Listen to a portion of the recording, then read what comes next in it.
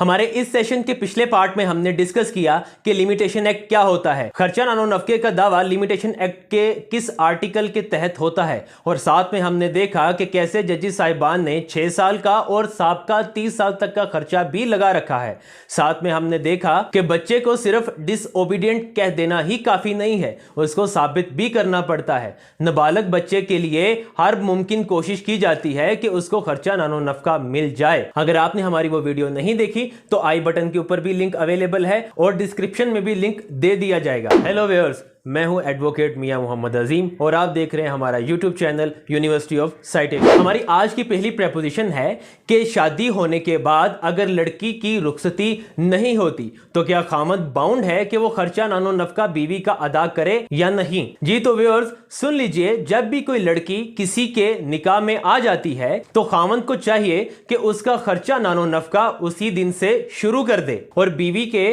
तमाम जरूरियात जिंदगी के अखराजात भी उठाए और हक महर भी अदा करे। इस चीज के ऊपर जो साइटेशन है वो है 2020 YLR 1586 decided by mister justice Azizul Rahman on 10th January 2020, writ petition number 2342 Karachi high court Sindh. Maintenance की इस रिट पिटिशन में पिटिशनर जो के साबका शोहर था उसने ये मौकफ इख्तियार किया कि 13 साल पहले निकाह हुआ था और फिर बीवी ने खुला ले ली, लिहाजा बीवी हकदार नहीं है कि वो खर्चा नानो नफका वसूल करे क्योंकि बीवी ने हकूक़ ज़नोशोई अदा नहीं किए। एक लड़की के लिए ये काफी है कि उसका स्टेटस कवारी से शादीशुदा हो गया है और लड़की ने खुला भी इसीलिए ली है कि 13 साल हो गए हैं लड़के ने रुखसती नहीं की। खामद ना सिर्फ जालमाना रवैया रखता था बल्कि उसने बीवी को एक शादीशुदा हैप्पी लाइफ गुजारने से भी रोके रखा, जो कि सरासर नाइंसाफी है। और अब भी बीवी ने 36 साल की उम्र में जाके खुला दायर की है और खुला हासिल की, जिस पर जज साहब ने नीचे वाली अदालतों के फैसलों को दुरुस्त तस्लीम करते हुए खामद को यह हुक्म जारी किया कि वो बीवी का साबका 13 साल का खर्चा नानो नफका बीवी को अदा करे और इसी के साथ खामद की पिटीशन को डिसमिस कर दिया। इसी तरह 2017 YLR 2349 decided by Quetta high court Balochistan, इसमें भी जज साहब ने फरमाया कि रुखसती चाहे हुई है या नहीं हुई यह मैटर नहीं करता, बीवी का निकाह होना ही काफी है खर्चा नानो नफका वसूल करने के लिए। इस प्रपोजिशन पर अगर मजीद साइटेशन की बात करें तो PLD 2012 लाहौर 245 एंड 2016 CLC 1668। इन दोनों साइटेशंस में जजेस साहिबान ने निकाह होने के बाद खर्चा नानो नफका लाजमी देने का हुक्म सादिर फरमा रखा है। इस प्रपोजिशन से अगर मिलती जुलती साइटेशन की बात करें कि बीवी ने सिर्फ इस बात पर खुला ले ली कि खामद ने दूसरी शादी कर ली है और बीवी को बराबरी के हकूक नहीं मिल रहे,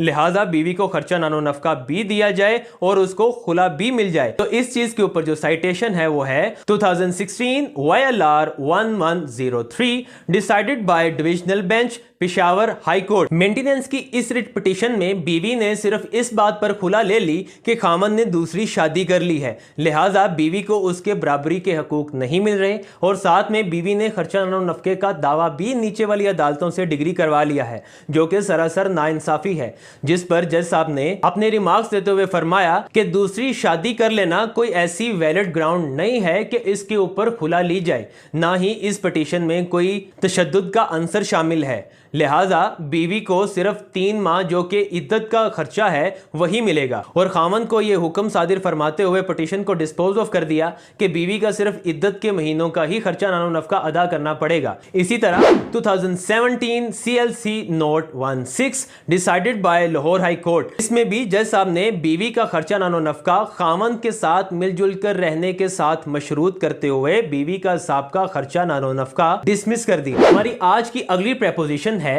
कि बीवी को अगर मार पीट कर घर से निकाला जाए या मार पीट करने की वजह से बीवी घर खुद छोड़ दे तो क्या बीवी उसके बाद भी खर्चा नानो नफका लेने की हकदार है या नहीं। तो इस चीज के ऊपर जो साइटेशन है वो है 2022 CLC 634 decided by mister justice Rohail Kamran on 26th January 2021, writ petition number 3392 Lahore high court Lahore. Maintenance की इस रिट पिटीशन में खामन ने मौकफ इख्तियार किया कि बीवी ने खुद घर छोड़ा है, लिहाजा बीवी ने हकूक़े ज़नशोई अदा नहीं किया, तो इस पर बीवी को खर्चा नानो नफका अदा नहीं करना चाहिए। जिसके ऊपर बीवी ने मौकफ इख्तियार करते हुए बताया कि उसको खामन तशद्दुद करता था और नाजेबा ज़बान इस्तेमाल करता था, जिसकी वजह से बीवी को मजबूरन घर छोड़ना पड़ा और बीवी ने ऐसा करना साबित भी किया। खामन की तरफ से कोई मसालत की कोशिश भी नहीं की गई, जिस पर जज साहब ने अपने रिमार्क्स देते हुए फरमाया कि बीवी को साबका खर्चा नानो नफका मिलना ही चाहिए और इसी के साथ बीवी की पिटीशन को अलाउ करते हुए खामन की पिटीशन को खारिज कर दी।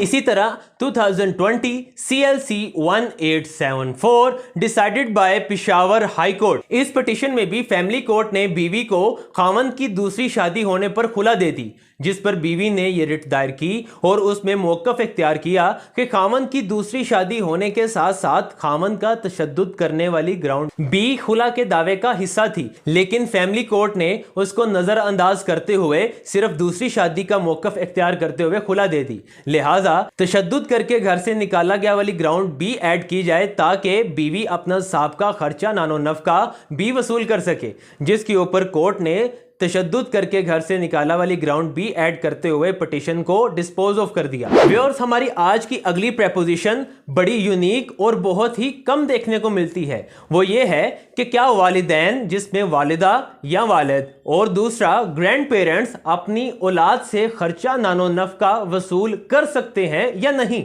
जी तो व्यूअर्स, हमारे मुआशरे में ये बदउनवानी का आंसर बड़ा आम पाया जाता है कि जब औलाद नाबालग होती है तो वालिदैन बच्चे को पढ़ाते हैं, लिखाते हैं, उसको अच्छा रोजगार फराहम करते हैं, अपनी हैसियत से बढ़कर उसको अच्छे स्कूल और कॉलेजेस में तलीम और तरबियत दिलवाते हैं और उसके बाद जब बच्चा एक अच्छे रोजगार के ऊपर पहुंच जाता है और बालग भी हो जाता है तो वही माँ बाप अपनी औलाद के लिए वबाले जान बन जाते हैं और औलाद अपने वालिदैन का खर्चा नानो नफका बिल्कुल भी नहीं उठाती। जैसा कि हमारे मुआशरे में ये एक आम मिसाल पाई जाती है कि एक बाप अपने 10 बच्चों को तो पाल सकता है, लेकिन 10 बच्चे मिलकर अपने एक बाप को बिल्कुल नहीं पालते। वालिदैन को अगर कानून का इल्म हो तो वो अपने हक को हासिल कर सकते हैं और बल्कि खर्चा नानो नफका ही नहीं, इसके साथ साथ अगर उनके पास अपनी औलाद के ऊपर खर्च की गई तमाम तर रसीदात भी हों तो वो उन रसीदात की बिना पर अपने औलाद के ऊपर किए गए खर्चे को भी हासिल कर सकते हैं। सबसे पहले अगर हम इसके ऊपर कानून की बात करें